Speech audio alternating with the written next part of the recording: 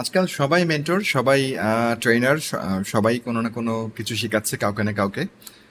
আমি সেদিন আমার প্রায় মনে হয় 17 মিনিটের একটা সেশন আমার ফোনে রেকর্ড করলাম। তো রেকর্ডিং এর কারণটা ছিল যে আমি একটা সেশন নিচ্ছিলাম, এবং এই সেশনটা নিচ্ছিলাম আমি অডিয়েন্সকে লক্ষ্য করে, অডিয়েন্সের জন্য, আমার আপকামিং একটা ওয়ার্কশপের জন্য। বাট সেটা আমি জাস্ট রিহার্সাল করছিলাম। আপনি ভাবতেও পারবেন না যে আপনি যে কাজগুলো করছেন, এটা যদি আপনার এডুকেশন পারপাস হয়, এটা যদি লার্নিং পারপাস হয়, এটা যদি আপনার কোনো স্পিচ পারপাস হয়, প্রেজেন্টেশন পারপাস হয়, সেটা যদি আপনি রেকর্ড করেন এবং সেটা শোনেন, তাহলে আপনার কি যে একটা ইমপ্রুভমেন্ট হবে, এটা আপনাকে আমি বলে বুঝাইতে পারবো না। এটা একদম ট্রু, একদম ট্রু। আমি ইন্ট্রোভার্ট ছিলাম, অনেক বছর ছিলাম, এখনো কিছু ক্ষেত্রে ইন্ট্রোভার্ট।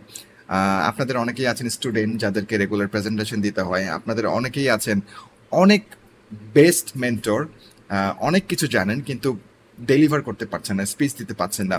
এবং আমি যে ওয়ার্কশপগুলো করেছি, যে সেমিনার ওয়েবিনারগুলো করছি, বিভিন্ন আম, আহ, প্রতিষ্ঠানের ফ্রি যে ওয়ার্কশপগুলো হয়, সেখানে গিয়েও দেখি যে মেন্টর হয়তো বা অনেক স্মার্ট এবং অনেক নলেজেবল, বাট উনি ওনার স্পিচ ডেলিভার করতে পারছেন না, ওনার ওই প্রাঞ্জলতা নাই, ওই কথার মধ্যে ওই ভাবটা নাই।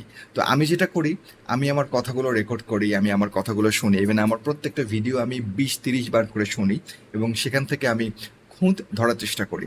কারণ মানুষের খুঁত ধরার থেকে নিজের খুঁত ধরা সব থেকে ভালো, কারণ আপনি ইমপ্রুভ করতে পারবেন নিজেকে। তা আপনি আপনার যে সেশনগুলো আছে, আপনার যে পারপাসেই আপনি এটা ইউজ করেন না কেন, ফোনের যে রেকর্ডার অপশন আছে, সেখান থেকে ইজিলি কিন্তু আপনি আপনার ভয়েসটাকে রেকর্ড করতে পারবেন, এবং এটা শুনতে পারবেন, শুনে শুনে আপনি নিজেকে ইমপ্রুভ করতে পারবেন। একটা বেটার পাবলিক স্পিকার হওয়ার জন্য আমার মনে হয় এটা দারুণ একটা হ্যাক, যেটা আমার জন্য খুবই ইফেক্টিভ, খুবই ইফেক্টিভ। আর আজকাল আমরা সবাই তো এটাই করছি। তো এটা আপনি ট্রাই করে দেখেন। কারা কারা ট্রাই করেন তারা ডেফিনেটলি আমাকে একটু জানাবেন।